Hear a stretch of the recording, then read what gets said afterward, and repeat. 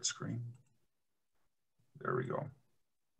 I trust that everyone can see my screen and the beautiful transmixer that we're testing right now at our test site. Perfect. Well, like Mike said, thank you very much for having us here to have an opportunity to speak. It's always exciting. The attendance is amazing, by the way. I think there's about 170 people on the line, so that's very exciting.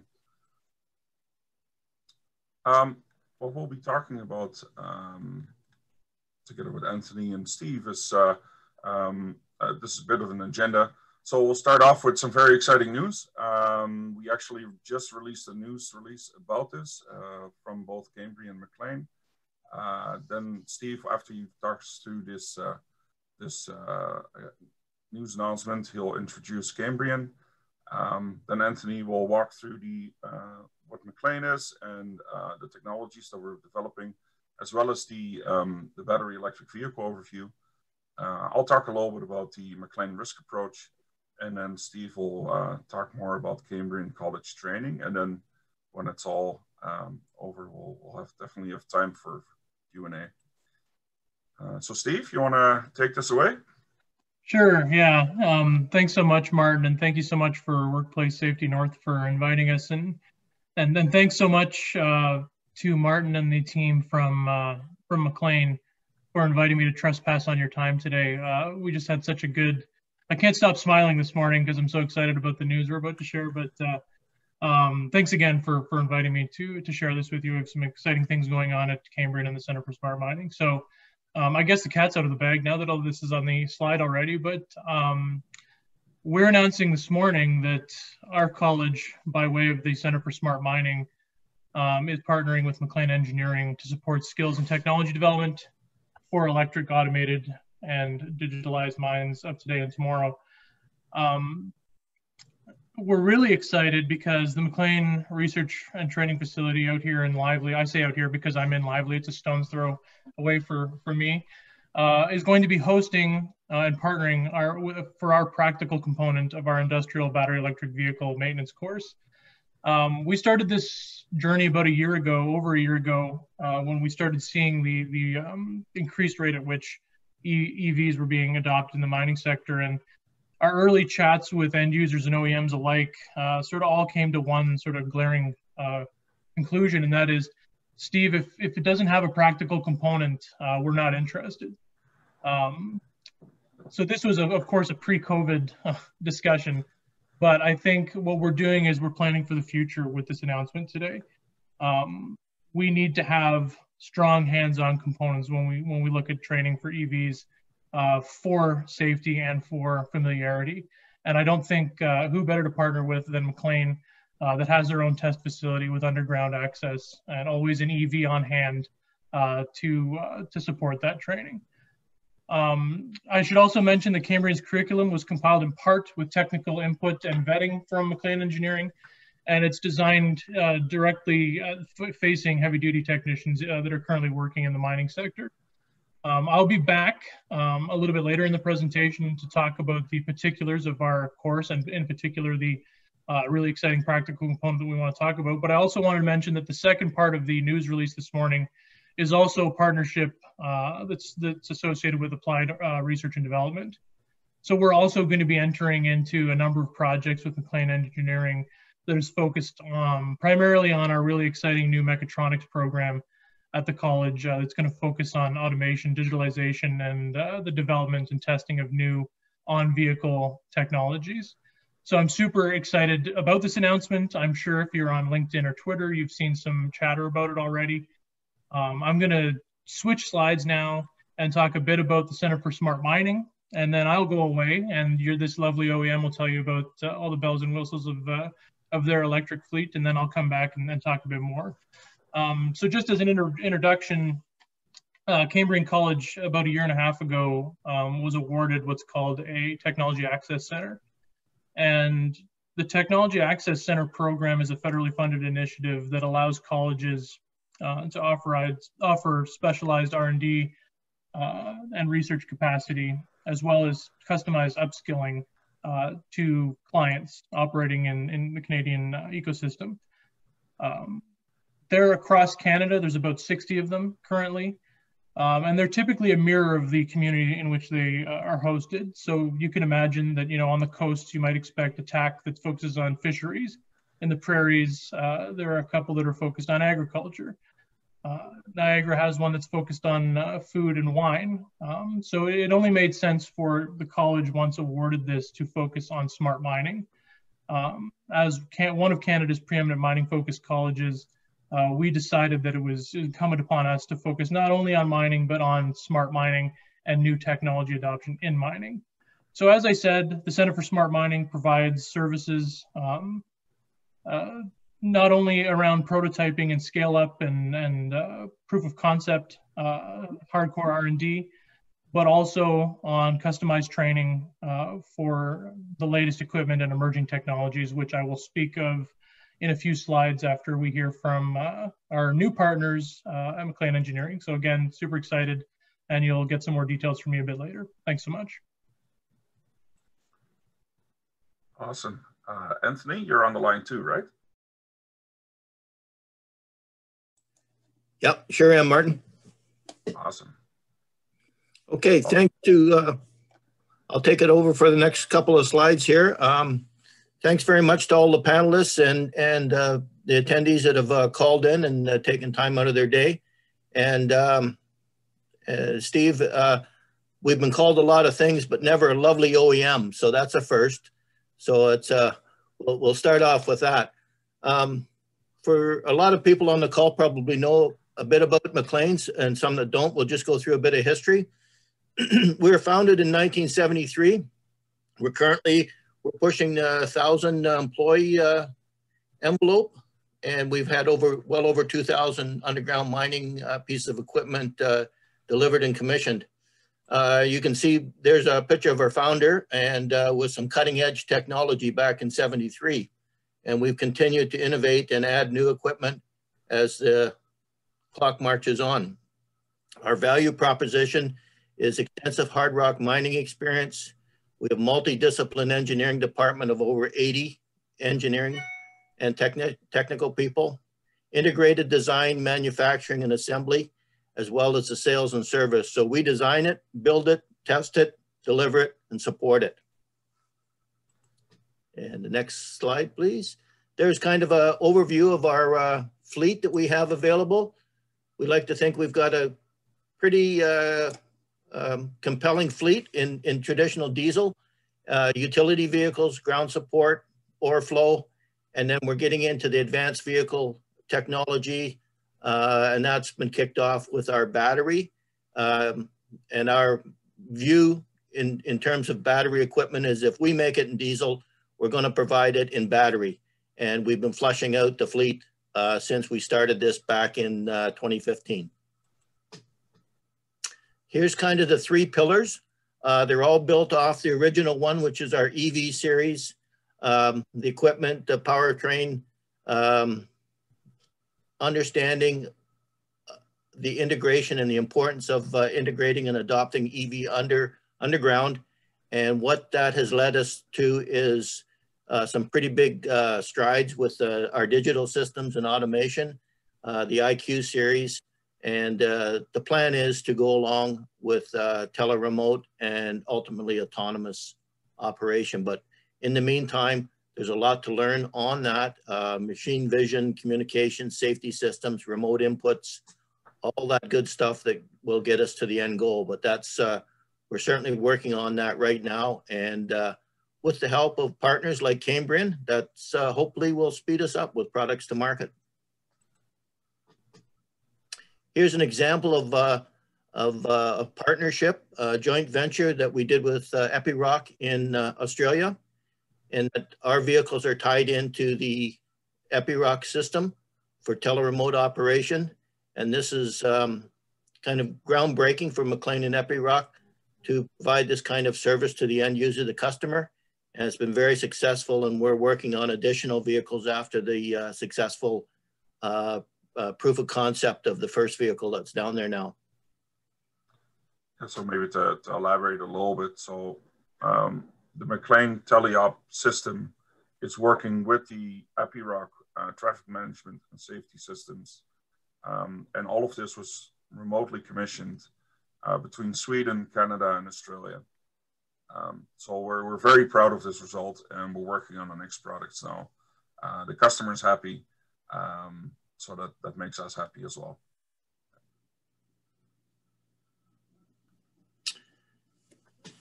Part of the advancement as a result of the battery adoption is that we have a great number of sources of data that's produced from our, you can see a screenshot there of our, one of our EV units. And this allows us to basically understand where that vehicle is at any time. We can track it, we can monitor it, we can troubleshoot it. So there's a great deal of opportunities that's opening up to us as the technology advances. You can see some of the things there. We have the gauge clusters to provide the operator a valuable amount of information. This has big ramifications for the safety and monitoring of the battery. Remote machine monitoring. This also has a huge aspect of safety and what we can bring to the party for batteries, and that we can monitor them from any one of our sites and actually update the operator or the mine site that something may be going on, good or bad, with their battery. We can track it through its duty cycle and analyze the results and help the operators enhance the use of that machine. So it adds to the value proposition. Onboard diagnostics page for the service technicians. That's obviously pretty self-explanatory. Onboard live reminders and warnings for the operators. Again, that goes back to the efficiency of the units and the safety of the units, and that we can warn the operators of anything that goes on, and as part of the overall sort of umbrella that we provide for the safety of our EV equipment. And then there's onboard manuals and schematics viewer that allows for quick troubleshooting and review. Here's an important point that we think goes hand in hand with EV adoption. The telemetry system will connect via Wi-Fi to the underground network, and you can monitor what's going on the machine at the head frame, or we can look at it from a remote office and advise on maintenance or any kind of diagnostic service that we can add to help out with that vehicle. And here's our progress to date.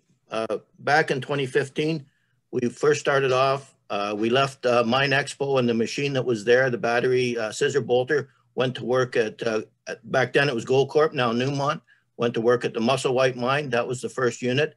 It went there on a 3-month rental and was purchased outright after that. And is our longest serving unit. It's 3.5, almost 4 years now in service. And then it just started to spider out from there.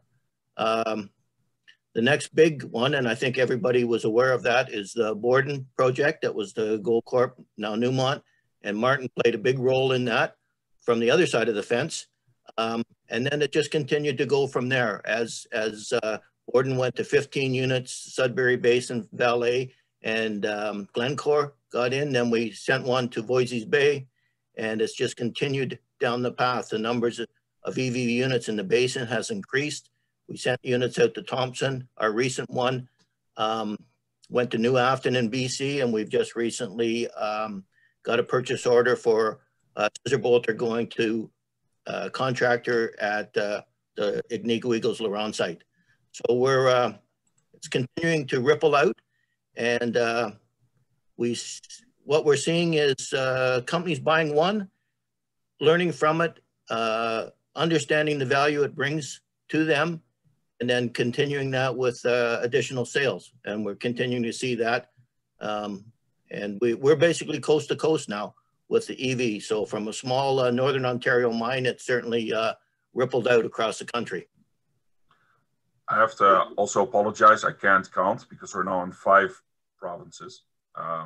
So I'll fix it up for the next presentation. But we've seen adoption by all the major mining companies, Vale, Glencore, Newmont, now New Afton, and Agnico Eagle. So we're very pleased to, we're not sort of just a one-trick pony in that regard. As we continue to flush out our EV fleet, we're testing right now the new battery-powered shotcrete sprayer. It's at our test site and facility in Lively. And that unit is going to come with a very unique feature in that we can monitor the thickness of shotcrete that's sprayed on during its cycle. Right after that, obviously, with a shotcrete sprayer, you need a shotcrete transporter. So that's the newest one to be introduced to the MacLean fleet. And we're also continuing to flush out and add new vehicles to our existing fleet. And the top picture there is our latest and greatest entry. We're going to be in the grader business now, and we feel that is a logical evolution for the MacLean fleet, as it's in our sort of service utility space. And with the addition of the grader, it just allows us to branch out that traditional diesel fleet for commonality, OEM rationalization, common parts right across the MacLean platform, and similar training, similar batteries. So to the OEM, it makes an awful lot of economic sense. There's our current, as you can see on the left-hand side, anything that's bold is something that we're prepared to deliver or take a purchase order for right away. And then any of the other units like the AG3, the agitator truck, is based on a similar platform. So we could easily electrify any of those units on the left very quickly and have them out. So as you can see, we're fleshing out the rest of the fleet. And then available in 21 and 22, you can see the vehicles there that we've got scheduled to electrify. And along with electrification, we're also looking at chiller packages for battery units that have to go extremely deep or into hot ambient conditions. And we're also looking at different battery options to broaden the available options that we can provide for duty cycles. We're currently testing that now, and we should have some news on that in the coming months. So we will have a variety of batteries that can offer different amounts of stored energy. And we feel that will allow us to address all the different duty cycles that come with the MacLean equipment. Some of our vehicles come with a cable reel, like a scissor bolter, that you can plug into the grid right away. All our system is onboard charging. So we plug into the grid that's existing there. We don't require any off-board charging or standalone charging. We plug into the grid that's already there and do all the charging on board. So that's a little different than some of the other OEMs or products that are on the market. And we feel that that gives a huge amount of flexibility to the customer. And with the additional battery options now for trucks that don't have, or vehicles that don't have a cable reel, like a boom truck or scissor lift, we're providing different battery options so we can increase the amount of stored energy, and you can get a longer tram or longer duty cycle to suit. So we're not standing still with our existing design. We're continuing to innovate. In some particular cases, we're removing, for some vehicles, we're moving things like the transverse case. We're eliminating that, and direct coupling so that we can reduce that mechanical inefficiency and unit weight. So we're continuing to innovate. We're not standing still. We're going to continue to add to our fleet and refine it and define it based on field feedback and customer requests. Here's kind of an overview, sort of top to bottom, from biggest to smallest, starting up in the upper left. You can see a traditional battery vehicle there. Looks pretty much the same as a diesel, except you don't see the exhaust or the air intake. So the operator has a little bit of a better line of vision. But the good news is in the battery assembly there, our system is made up of modular sized trays that get packaged up. That particular option there has a stored energy of about 92 kilowatts, a little bit larger than 92 kilowatts. there's one of the trays. There's 3 of them in every assembly. Inside the tray assembly, we have the modules, and that is packaged up 15 at a time into a tray. So for a typical assembly, you'd have roughly 45 of those modules all packaged up. And then the modules are built up of 12 cells, and that's really where the chemistry is held in those pouches, and they're stacked up and placed inside the modules, and then you go back around. All it's done for a number of reasons.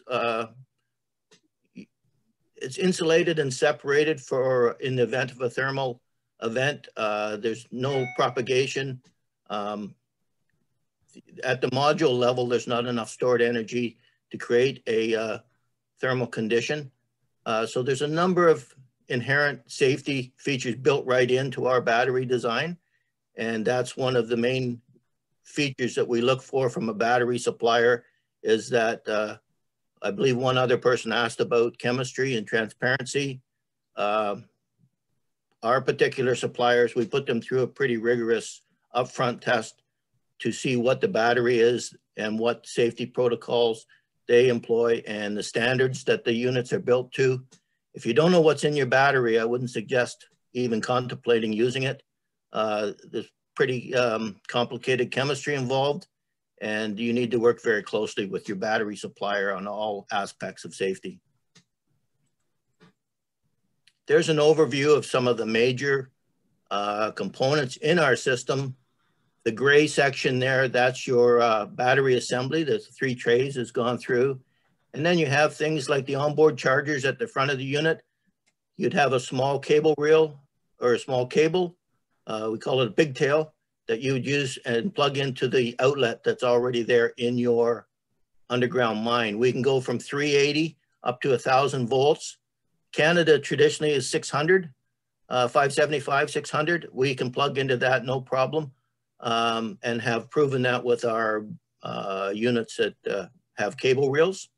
So to electrify the rest of the vehicle was a pretty short journey, but you can see some of the other things that would differentiate from a diesel unit. We have a brake resistor, so when the battery is completely topped up, we can burn off any excess energy.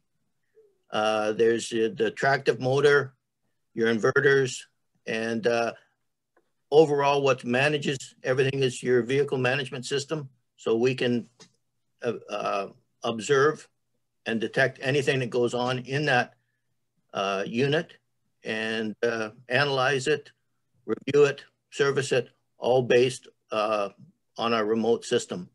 So it's a pretty interesting system in comparison to what we would have provided perhaps, you know, in the 80s, 90s. It's a different type of vehicle, and it's certainly much further advanced down the road than those diesel units at that time. With the advent of batteries, I think we've really allowed to innovate and take underground mining equipment to the next level. And looking forward to future advances. That red piece is a transverse case. We've since removed that on a lot of vehicles. It just removes another mechanical inefficiency in the system. And our system overall is about 94 to 96% efficient without that transverse case. With it, it's about 90 to 92% efficient. So any little part that you can remove weight-wise or from a mechanical inefficiency point just makes the system better. And we're constantly reviewing our design to see how we can make it more efficient. And there's, maybe if I can pipe into, there's a lot of commonality between the diesel units that we produce and the EV units when it comes to the driveline, the axles. So those are components that mechanics are typically already accustomed to working on. And on top of that, it helps us make sure that we have enough parts in store. Thanks, Martin. And the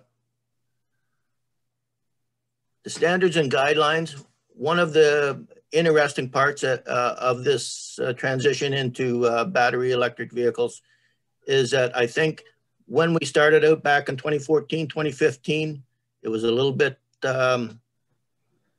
like the Wild West. There was no standards to speak of. But as the system, as the sector has matured, we're starting to see GMG has done a great job at the start. And now the CSA standards group through the M424.0 is now being updated. And there's a section in it that's being developed for BEV and BEV hybrid equipment. And a number of OEMs that are on the call, listening in or presenting, are certainly playing a role in this CSA standard development. MacLean's has, myself and another colleague sit on the CSA group, so we're paying very close attention to what's being developed and innovated, and being aware of it, because that's another aspect I think that goes back to the safety, is that if you know what's coming, you can prepare for it and provide the input that we're seeing from the field and from customers. Excellent. We'll pass it back to Martin. Awesome. Thanks, thanks, Anthony, and please feel free to pipe in as I did with you. So I'll give a bit of an overview on the risk approach that we have at MacLean. First and foremost, for all of this material that I'm about to present, which is a handful of slides, it's just a high-level summary. We have a lot more documentation to back this up, and so we're happy to work with customers and others who are interested in to get more information. So we'll share some contact information at the end, and we'd be happy to follow up on this discussion.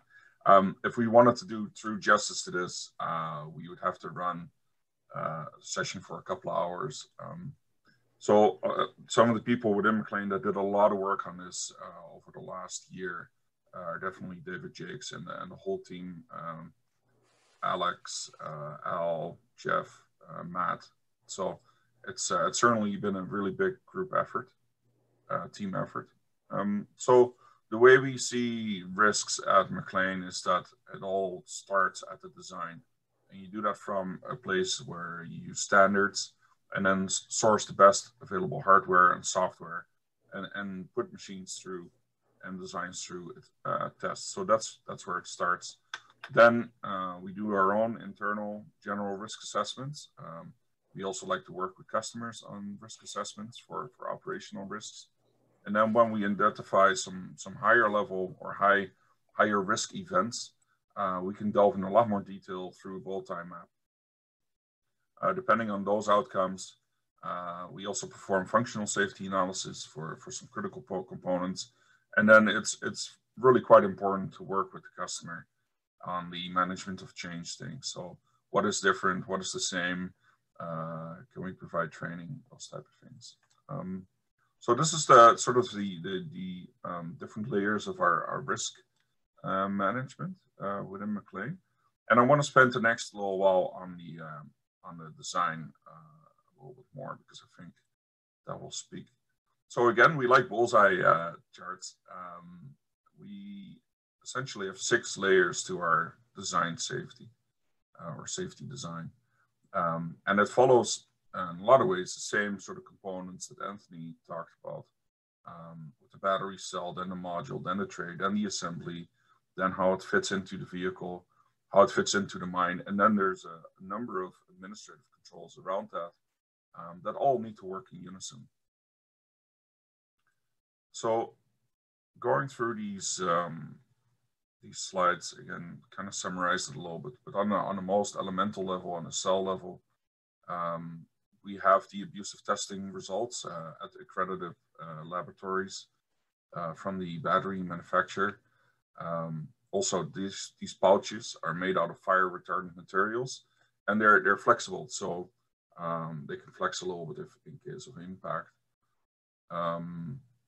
If we then follow that up to the next level, we start communicating and monitoring at the module level. So that would monitor for temperatures, for currents, overcurrents, voltage imbalances, etc. There's an abundance of data comes off, and so that gets communicated up the chain. Again, these enclosures are made out of fire retardant materials, and there are accredited abuse testing procedures that were that these modules were subjected to that provide further confidence. Some of the, sorry, Martin, I was just going to say, Sure. some of that abuse testing that's done right at the cell level and all the way through. There's puncture testing. You drive a nail through the cells, you drop them, you overcharge them, submerge them, put them through vibratory testing. So, and that's done at all levels. It's not just done at one level. So there's quite an extensive list of the testing and the standards they were tested to at every component level. Thanks. Yeah, and I might add too that these tests are not by any means gentle. It must be a pretty cool job to destroy things under controlled circumstances. Yeah, they're pretty involved. It's good to see that it's subjected to pretty serious conditions. Then on the tray level, same thing. You know, more monitoring and communication going on up the chain. We also have a number of hardware options. Again, the fire retardant materials. We have an external dissident cartridge. Flexible links so that it can flex. We got there's a lot of attention on fusing. Also contactor design that will engage and disengage. And then at this point, there's also a lot of QA/QC tests and programs from the battery manufacturer that every tray is subjected to make sure that it meets the spec, as well as the end-of-line factory testing, which is a different set of tests altogether. Once we get to the assembly, again, more monitoring and communication between trays. Then we got isolation monitoring that goes on top of that. We have an internal battery e-stop circuit that will make the battery safe, as well as an internal temperature management system. And again, more QA/QC to make sure that the battery meets spec when it leaves the plant. On the vehicle then, there's the communication between the battery and the vehicle. That also ties into the telemetry that Anthony was talking about earlier. So fault codes, abnormal conditions, worrisome conditions, or just conditions in general can be called up through this display monitoring and remote data. We also have the vehicle e-stop, then we have a grounding check system. Our high voltage DC panel has fusing and voltage indicators and is all the spec as you would expect from an OEM. We got fire suppression system on board with an automatically detecting hot temperatures around the battery that will engage the suppression system. Then the enclosure or the vehicle itself, we don't shy away from putting steel on the vehicle where it's required to offer more protection, more on the temperature management systems. And then in our vehicles, we also use low conductivity coolant and live conductivity monitoring to make sure that low conductivity coolant is actually low conductivity. And that's to prevent any sort of arcing, some additional layer of safety. And then we got our final build and inspections and commissioning reports that accompany every machine, as well as drawings, of course, and manuals. On the mine communication system, this is where it gets really important because batteries have an abundance of data that gets broadcasted real time. So when there's a fault that's detected on the vehicle, that gets broadcasted up once this link is established between the vehicle and the mine. And this has worked very well at a lot of customer sites. And it's not about us hoarding our data and keeping it secret. You have the same visibility to the same data. It's just an additional set of eyes on your assets and on the batteries. And depending on the severity of the faults, it certainly goes to the entire support team and including members of our executive team, because that's how serious we take it. We want to make sure that these things are well protected, and at that point we can support in any way, shape, form possible, including our field service technicians. We can help local maintenance departments, or if it's a little bit less urgent, we can provide assistance to maintenance and operation planners. This is incredibly important. This is probably the biggest risk mitigation you'll ever get in any BEV system. The abundance of data in most batteries, certainly ours, provides all sorts of early indications that something might not be quite right.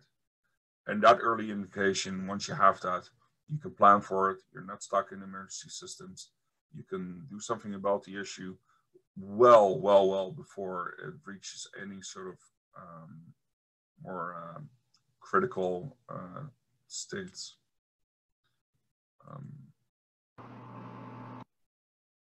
And on that note, last but not least, there's also a level of administrative controls. Well, I call them administrative. Part of that is contingency planning. So if something is not quite right, what do you do? And it's better to be prepared. So we'll go through a couple of slides there. And then we also need to make sure that we map out the jobs, the type of maintenance jobs, and see what kind of qualifications you need for those jobs. And then last but not least, training.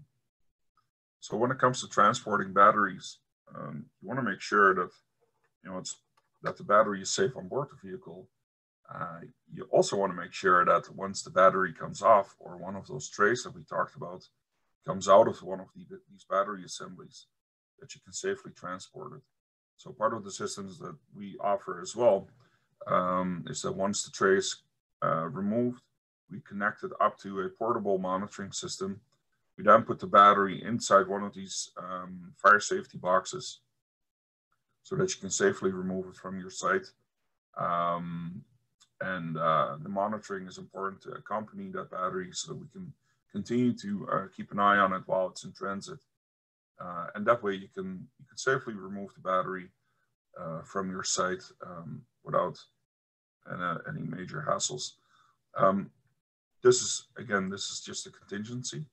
And essentially all of our cases, we're able to immediately replace the missing tray or the faulty tray with a different one and put the unit back to work in relatively short order.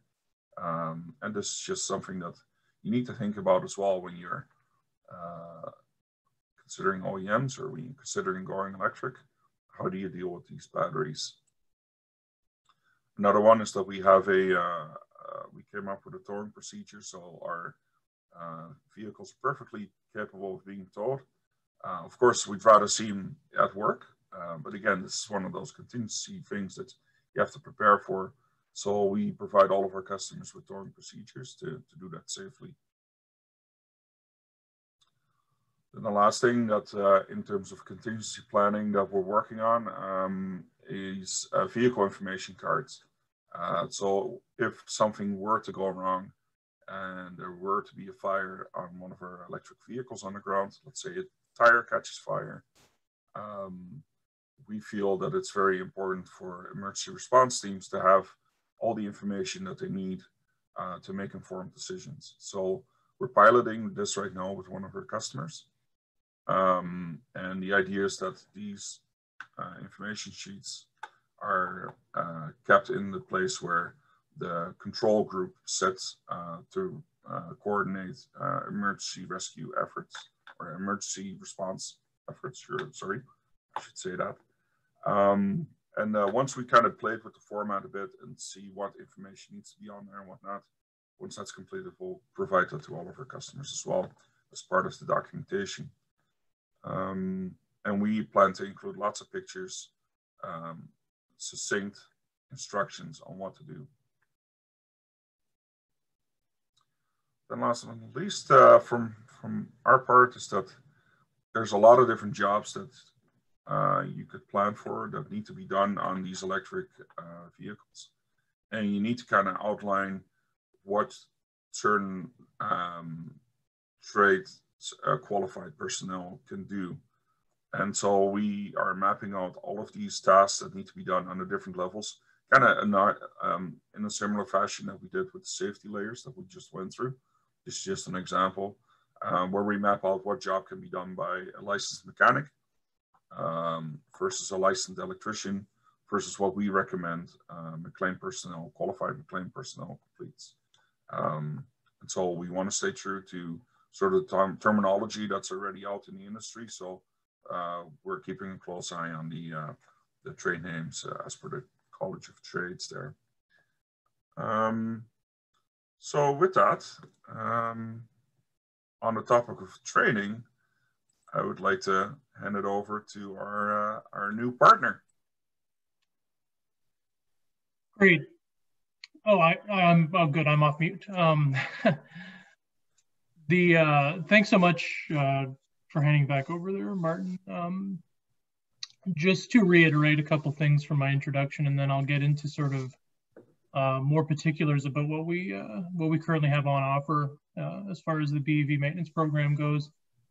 One of the things that we work on all the time at the Center for Smart Mining is trying to buff the edges and sort of grease the wheels of technology adoption. And I think a large part of technology adoption, the technology adoption problem that's currently going on with mines, with not only BEVs, but a number of other technology areas that's often overlooked, deals with a people problem.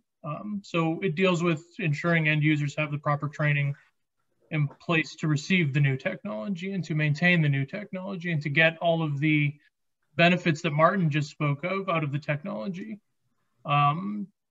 So I think with that in mind, we started at a very grassroots level over a year ago, thinking about how is the Center for Smart Mining going to position itself? How is the college going to position itself and invest in this new technology trend so that we can make ourselves first and foremost of service to the industry in which we find ourselves. We know the BEVs are being adopted at an increasing rate, just from the slides that Martin and Anthony presented with regard to their install base.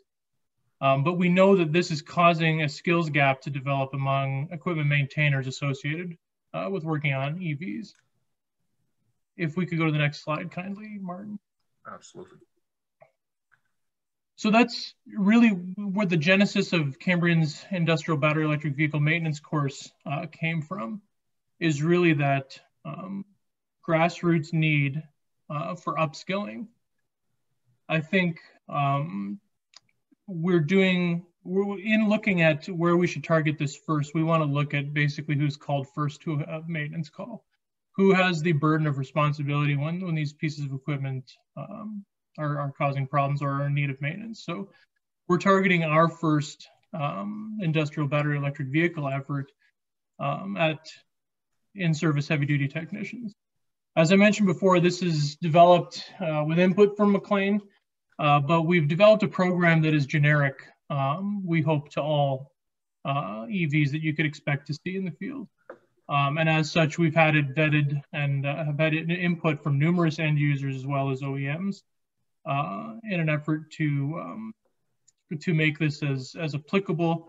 And the guiding principles that we're sort of using for this course is being useful, relevant, and appropriate. So obviously being useful is associated with having accurate information and the most up-to-date. This will be a living course that will be constantly updated as new technologies coming out at an ever-increasing rate. It'll be relevant in that it'll be taught by experts. The curriculum designers and instructors we've sourced for this, you can't say that there's a battery electric vehicle specialist with 30 years of experience necessarily, because there hasn't been battery electric vehicles in operation for 30 years. So I can say safely that they have 4 to 5 years of experience in this space, not only on the OEM side in design and development, but also on the mine site side. So we wanted to make sure that both those perspectives were covered, not only in the actual creation of content, but also in the delivery of the program. I can't tell you how much these sort of short descriptive story of a true to life experience from someone who's actually lived it is important to augment what actually appears on the slides when a course is being delivered. So we wanted to make sure that, that we would have that capacity internally, and the college would invest in having that capacity on a go-forward basis in-house in order to be able to sort of practice what we preach. And sorry, that's a cat scoop. I know that I'm delivering this presentation with MacLean, but we that's the equipment we have at our lab right now. So next slide, please. So just briefly about program structure.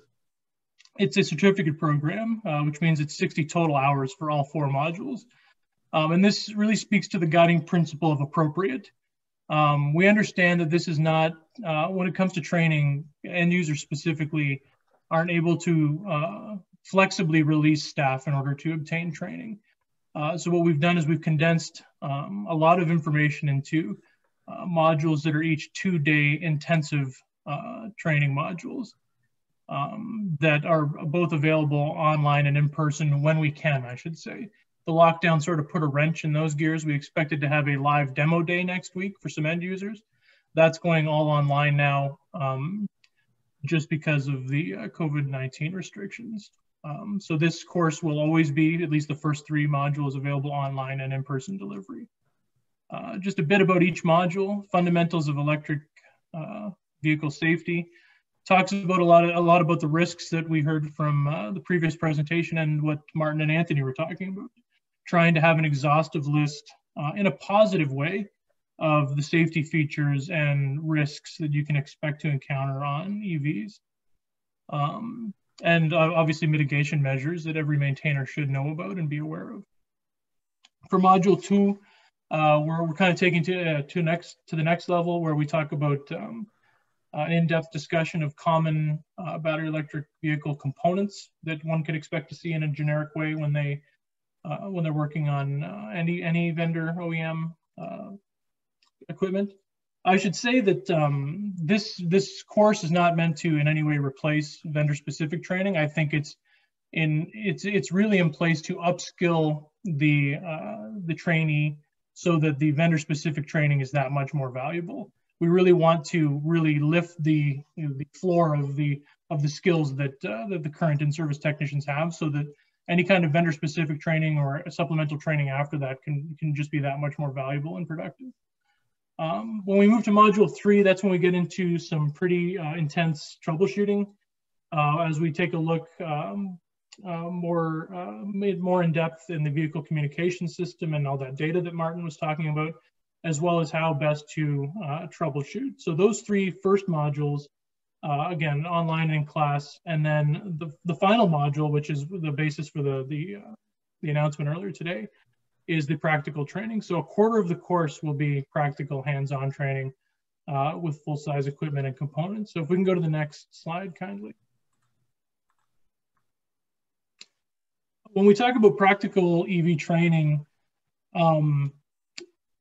we quickly understood that we weren't going to be buying 5 different vendor equipment and having it on our site for people to interact with and crawl around. So what we decided to do was to be able to partner with one of the world's leaders in MacLean in offering what would be a reasonable facsimile of the state-of-the-art EVs currently on offer. So what we're doing, again, it's a 2-day module. The first day will be spent in class working on cutaways and fault boards to understand hands-on troubleshooting of discrete battery electric vehicle components. And then the second day will be spent at MacLean's research training facility, where trainees will actually be able to get to interact with full-size equipment, perform troubleshooting procedures, safety features and procedures, as well as actually interact with the vehicles operating at their underground center. So to actually be able to understand within context how a vehicle is charged, how it's operated, what the checks and procedures should be when performing maintenance in a live setting. So we really think that this is sort of a defining component of what our course will be, or what our program will be. And we're really excited to start getting some clients through it in order to provide that sort of continuous feedback loop. I would be remiss without saying further evidence of sort of the college's commitment to the BEV trend and where we're going in this is by this time next year, we will have also launched something called the Battery Electric Vehicle Lab. So in unison with the training we're going to be doing, we're also going to be launching a research and performance testing lab that will be able to work with OEMs and end users to do performance testing on powertrains. This lab will be located literally down the hall from our training classroom. So any trainee that's also enrolled in that lab will get hands-on experience with actually operating powertrains being tested on dynamometers. So I really wanted to just convey that while this course will be the sort of crowning achievement for the time being, Cambrian will have a lot to say about EVs as we go forward and really want to be that sort of service and source of information for not only the OEMs, but for the end users. So I think I'll leave it there and turn it back over to Martin to wrap things up. Excellent, thanks, Steve. So yeah, in summary, this is a picture of the bolter that Anthony mentioned, where it all began. First in Las Vegas and afterwards at Musselwhite. It's still operating. And but to wrap things up, I mean, as more EV machines are being deployed and there's more interest in the industry, and OEMs are getting more mature, including MacLean, we also see a progression in our safety systems, in our documentation, and I think that's a good trend, and we'll see continue seeing that you know, get more mature. And what we're also saying is that in order for any new technology, including battery electric vehicles, to be successful, you need training for the people to support the technology. Yes, operator training is also important. Though with the amount of sophistication that we have in our systems, we need people, skilled labor that is exposed and is able to support this technology. And so that's why we're so happy that we're partnering with Cambrian. That was one of the key takeaways from last year's symposium, that there's a gap in training. And so I'm very excited to see that that gap is being closed rapidly. And I think this the partnership with Cambrian provides a very compelling option for upskilling current heavy-duty technicians. And then last but not least, these type of symposia and collaborations and information sharing opportunities are just so important to bring us forward as OEMs, as an industry. And as you can see, they can also result in real tangible action. And so it continues to be a very important event. And I want to thank the organizers again, WSN, and in particular Gabby and Sam for putting this on. So much appreciated. And I don't know if we ran over time, but back to you, Gabby. Thank you for the excellent presentation, Martin, Anthony, and Steve. We have about 5 minutes for audience questions, and I have received a few here, so I will move into that right now. The first question is asking, what are the risks associated with towing a battery electric vehicle, if any different from towing other vehicles?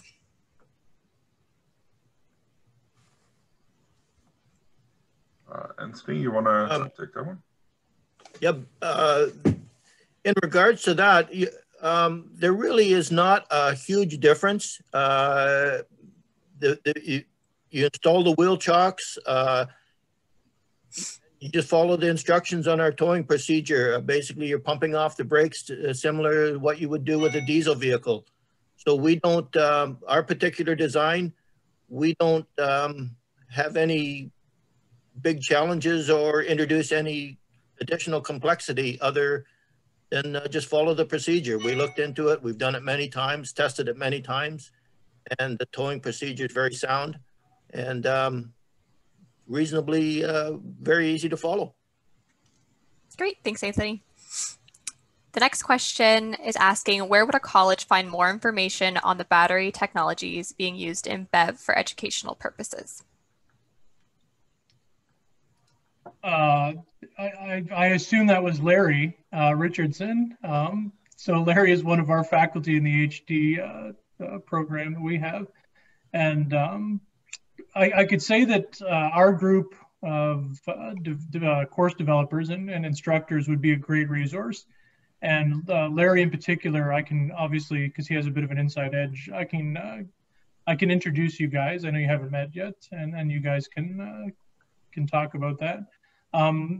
If I'm just speaking more generally about the education sector, when we were doing our due diligence at the beginning of this project, there's really not that many resources, if I'm being quite honest, for educational institutions that are looking to get into this.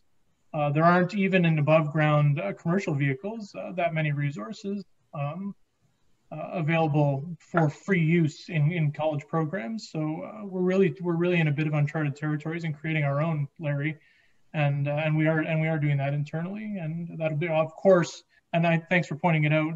Anything we do with this corporate training program will also be adopted by our post-secondary program. So as we train new technicians, a lot of this learning that we're learning with MacLean and other OEMs and end users will also be incorporated into our course curriculums, because that's really training the next sort of pipeline of talent that these organizations will be hiring. So thanks for that. Thanks, Steve. The next question is asking, do you support or plan to support LTE 4G communications for telemetry and teleremote? The short answer is yes.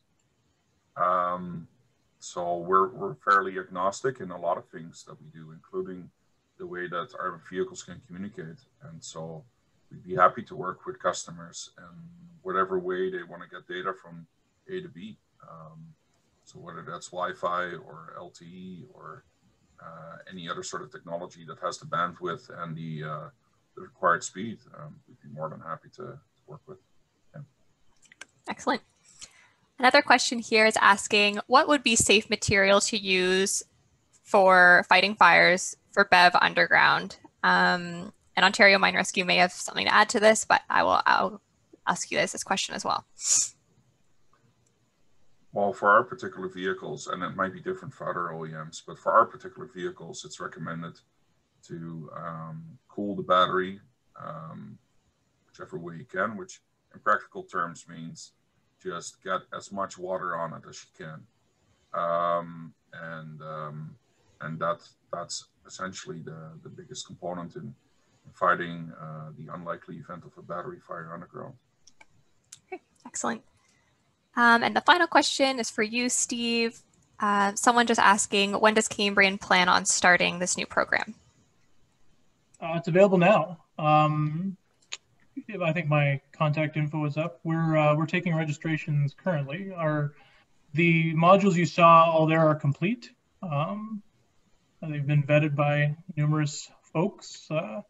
We're really anxious to get live feedback from people in the field. We can only do so much with our own internal feedback folks, but we're really excited to take registrations now. And I should mention, if someone enrolls now, they can reasonably expect to get the sort of module 4 training by about March if they were to register for an early February delivery. So if that's what you're looking forward to, because that's what I stressed in this presentation, then you could see that by the end of the fiscal year. So really looking forward to working with people on that.